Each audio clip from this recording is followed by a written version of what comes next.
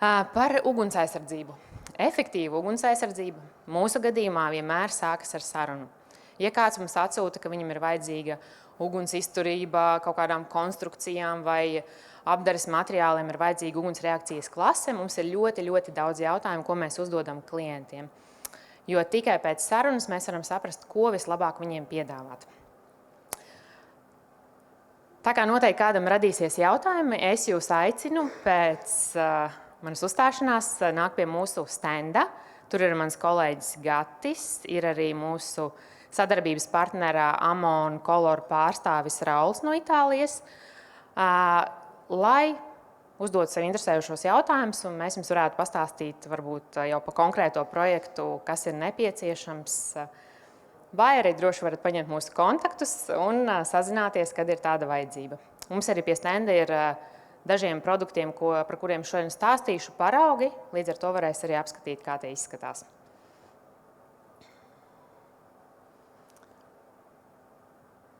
Būvju ugunsdrošības parametri. Šo noteikti jūs zinat daudz vairāk nekā es. Mēs ikdienā jau saņemam gatavus pieprasījumus no klientiem, kur tiek norādīti kaut kādi konkrēti parametri konstrukcijām, kas ir vajadzīgas uguns izturības, vai dažādiem apdares materiāliem. Būvkonstrukcija uguns izturību mēra minūtēs, un to apzīmē ar dažādiem burtiem, kā R, nespēja. Šis ir vispopulārākais, ko mēs saņemam. E viengabalainība vai I termoizolētība. Un standarti jau parasti nosaka minūtes 15, 30, 45, 120. Tas ir atkarībā no nepieciešamības.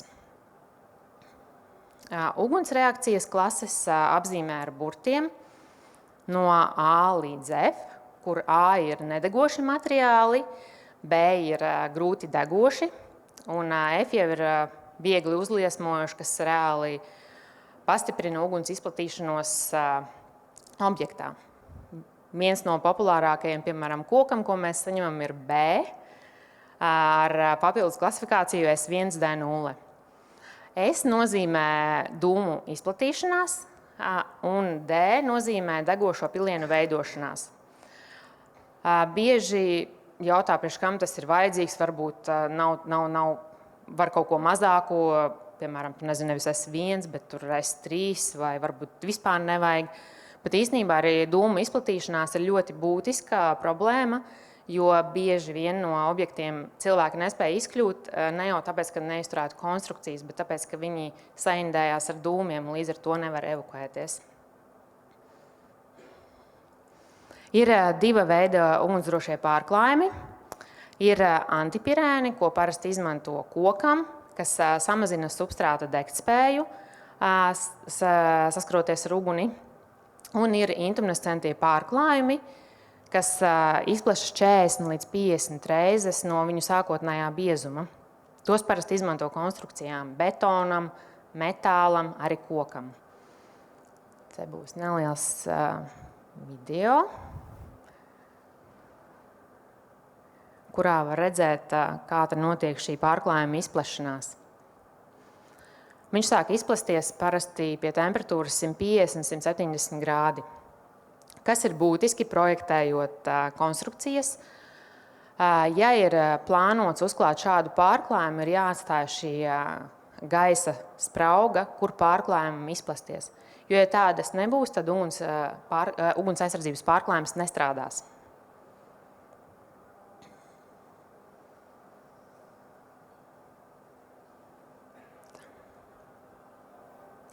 Un tagad es pastāstīšu nedaudz sīkāk par koka pārklājumiem.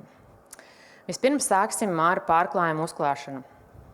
Viens no visbūtiskākajiem jautājumiem ir tas, ka pārklājumu var uzklāt tikai un vienīgi uz tīra koka. Ja ir kaut kādas restaurācijas projekti, visi vecie pārklājumi ir jānoņem pilnībā līdz tīram kokam. Tur nevar būt nekāda atkāpe.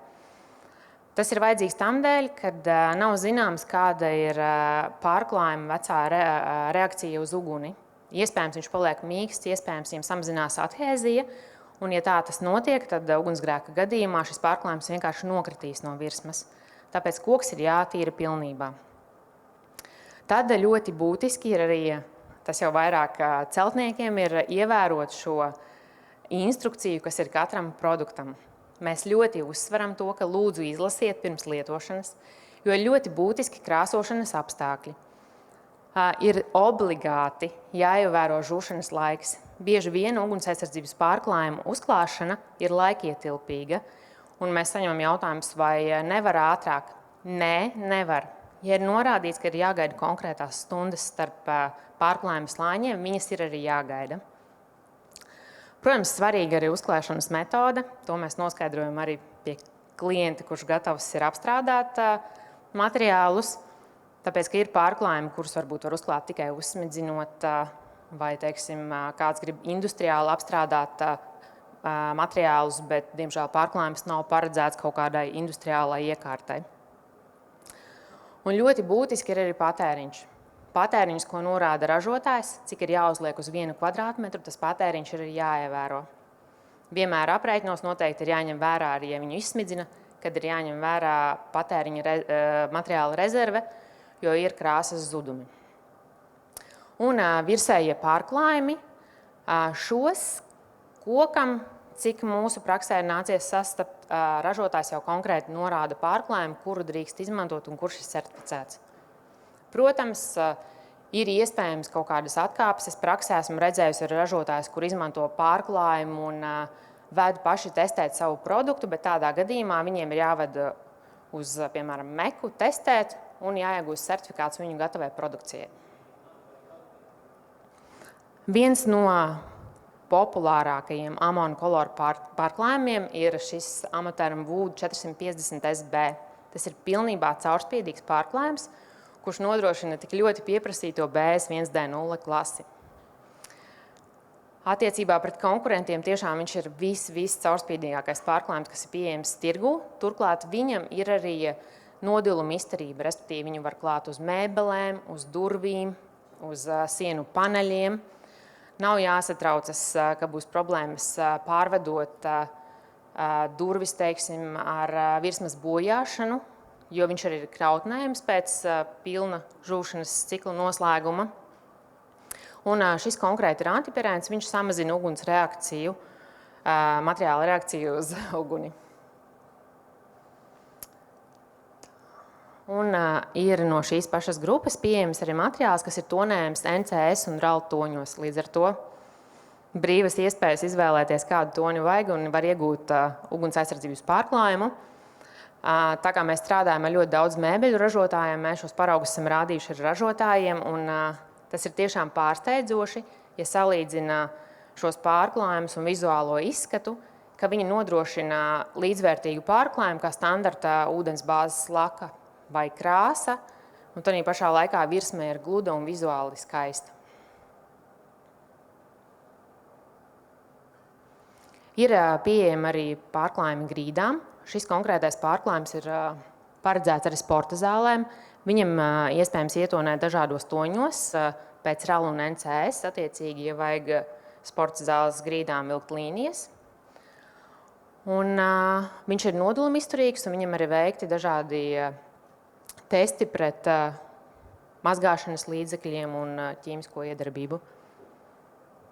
Un grīdām ir nevis BS1D0, tā kā no grīdas nekas vairāk nopilēt nevar, tad tur ir BFL, ko nozīmē flora, un S1 praktiski nedūmojošs materiāls.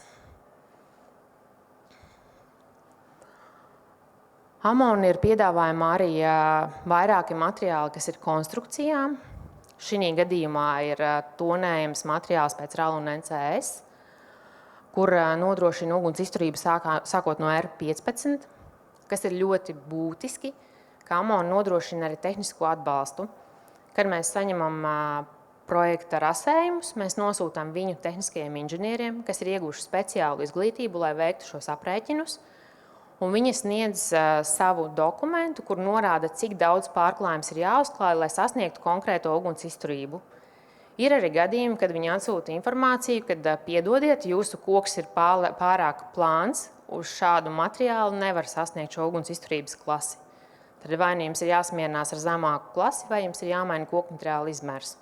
Tas varētu arī būt būtisks jautājums pie projektēšanas, ka varbūt jau starta fāzē mēs varam noskaidrot, kādam jābūt izmēram, lai sasniegtu konkrētu ugunsizturības klasi. Šis pārklājums ir pieejams baltā vai dažādos toņos tonējumā krāsā. Un ir pieejams arī pilnībā caurspīdīgs pārklājums. Šeit gan ir viena nianse. Šis pārklājums ir uzklājums uz vietas objektā. Tāpēc mēs arī parasti klientiem jautājam, kur jūs plānojat krāsot, lai nav tā, ka klients grib nokrāsot rūpnīcā, pēc tam to visu transportēt, bet īstenībā pārklājums nav paredzēts krautnēšanai. Un jā, šiem pārklājumiem arī ir BS1D0 klase. Bieži vien ir, ka arī konstrukcijām prasa nevis uguns izturību, bet uguns reakcijas klasi.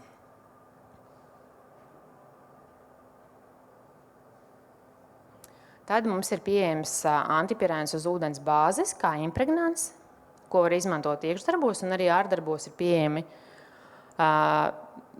toņi. Viņš gan ir ļoti jūtīgs uz mitrumu, un pie šī materiāla izmantošanas mēs parasti ar celtnieku veicam pārunas, jo tur ir ļoti strikti jāievēro visi krāsošanas apstākļi. Viņš ir pilnībā nekaitīgs, viņam nav nekādi biocīdi, pilnīgi nekādas piedevas, ekoloģisks. Šo slaidu es ieliku tam dēļ, ka es saņemu pieprasījumus, kur klients jautā pēc ugunsdrošā pārklājuma, lai viņš varētu saņemt durvīm certifikātu, piemēram, EI30, EI60. Ar šo es gribu pateikt, ka ugunsdrošais pārklājums durvīm ir tikai viena maza daļa no tā, lai tās durvis būtu ugunsdrošas. Visu ugunsdrošību lielākoties nodrošina sistēma, kas ir blīvgumi, eņģes, rokturi, iekšējā struktūra. Pārklājums ir neliela nianse, bet, protams, arī būtiski, ja mēs atgriežamies pie tā, kad uzliekot parasto laku vai krāsu uz ugunsdrošajām durvīm, no viņas var izdalīties indīgi dūmi vai būt piles, kas veicina citu materiālu aizdegšanos.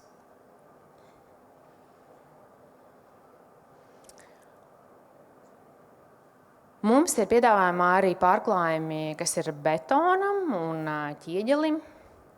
Esmu saņēmis jautājumus, kāpēc betonam vajadzīgs ir pārklājums, viņš jau tāpatās nedeg. Bet tas ir vajadzīgs, lai pasargātu metāla stiegras, kas ir betonā. Un šī ir laba alternatīva apmetumam. Vizuāli krāsa izskatās daudz labāk. Viņa neaizņem papildus vietu. Ir viegli uzklājama. Un var ietonēt jebkurā jums nepieciešamajā tonī. Arī šajā gadījumā Amona tehniskie inženieri veic aprēķinus. Mēs saņemam virsmas konstrukcijas šķērsgriezumu, arī saņemam informāciju, cik ir līdz metālam betona biezums. Un tad Amona inženieri atsūta mums atpakaļ aprēķinu, kuru norādīt, cik daudz krāsas ir jāuzklāj, lai sasniegtu konkrēto ugunsizturības pakāpi. Kas ir būtiski pie betona apstrādes, tur vienmēr būs jāizmanto Amona grunts. Protams, ir atkal krāsošanas apstākļi, jo krāsas var būt jūtīgas pret mitrumu, un, lai krāsot, ir nepieciešama augstāka temperatūra, vismaz +10. Un, protams, ir jāievēro patēriņš, cik ir jāuzliek uz 1 kvadrātmetru. Ir viena krāsa, kas ir konkrīti VB, un es uzreiz pāršķiršu arī otru slaidu, jo ir brick VB.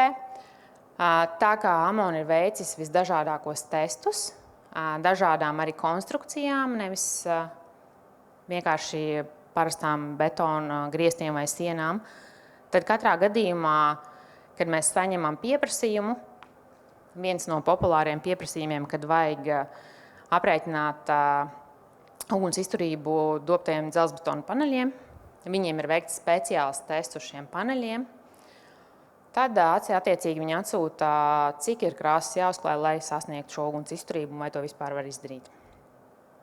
Un, jā, krāsas ir tonējums pēc RAL un NCS. Amon ir pieejams arī caurspīdīgs pārklājums. Šogad viņi ražoja speciāli, tāpēc, ka Itālijā ir daudz ķieģeļu velves, kur ir restaurācijas projekti un vajag paaugstināt uguns izturību.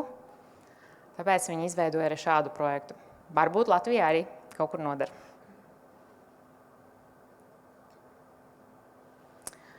Un nedaudz arī par pārklājumiem metālam.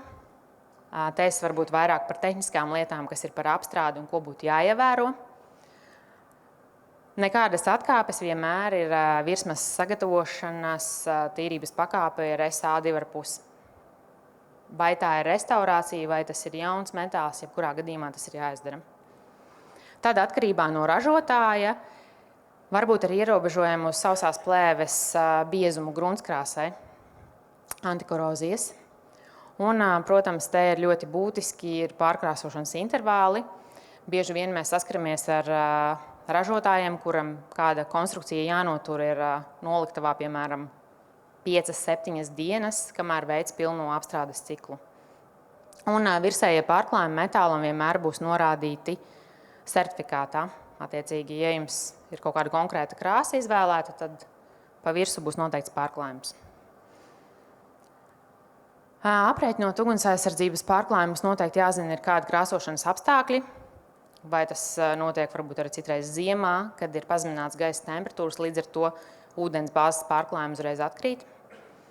Jāzina, kāda ir ugunsaizsardzības robeža, konstrukcijas šķērsgriezumi un izmēri un kritiskā temperatūra.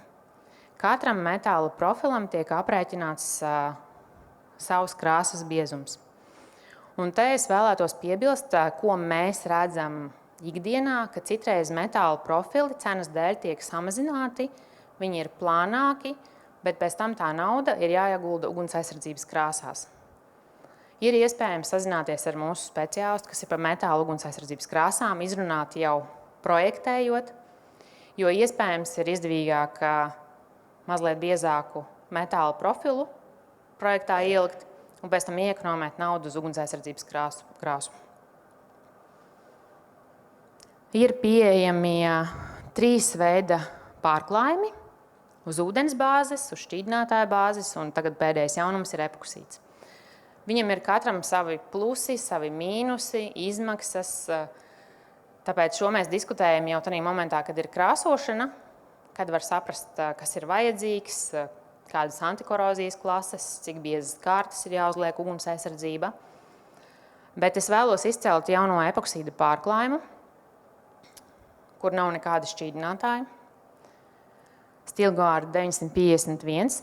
Viņa paraugu var aplūkot arī mūsu standā. Tas ir pārklājums, kur vienā kārtā var uzklāt 3500 mikronus un krautnēt profilu jau nākamajā dienā. Ir metāla krāsotāji, kas dotā momentā jau izmanto šo krāsu. Tieši tā iemesla dēļ, lai viņiem nebūtu krāsotava aizņemta nedēļu. Viņi ātrāk var veikt pasūtījumu, ātrāk aizvest preci uz objektu. Kas vēl ir būtiski, kad ar šo pārklājumu var sasniegt antikorozijas klasi bez grunts C3.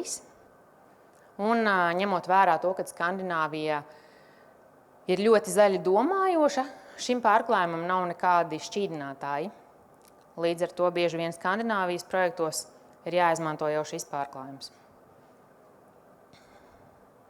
Un, gala rezultāts viņam vizuāli ir tiešām daudz labāks nekā iepriekš šķīdinātāju un ūdensbāzes krāsām. Šos jautājumus mēs parasti uzdodam klientam, kad viņi mums atsūta informāciju no projekta. Tātad mums vajag zināt, kāda ir šī uguns izturības klase vai uguns reakcijas klase, metālam kritiskā temperatūra, kāds tas ir materiāls, vai tas ir jauns vai ar kaut ko apstrādāts, kur viņu pielietos iekšā, ārā, tās būs mēbeles, grīdas, konstrukcijas, varbūt fasāde, kur notiks krāsošana objektā vai rūpnīcā. Tas bieži ir ļoti būtisks jautājums. Un kāds ir šis vizuālais gala rezultāts? Es laikam nepiebildu, bet citreiz man nākas saskarties, kad man saka, nu metāla krāsām jau var dabūt tikai pelēku, to konstrukciju. Nē, metāla krāsas var dabūt visdažādākajos toņos pēc RAL un NCS. Jā, un kā jūs plānojat uzklāt pārklājumu? Paldies par uzmanību!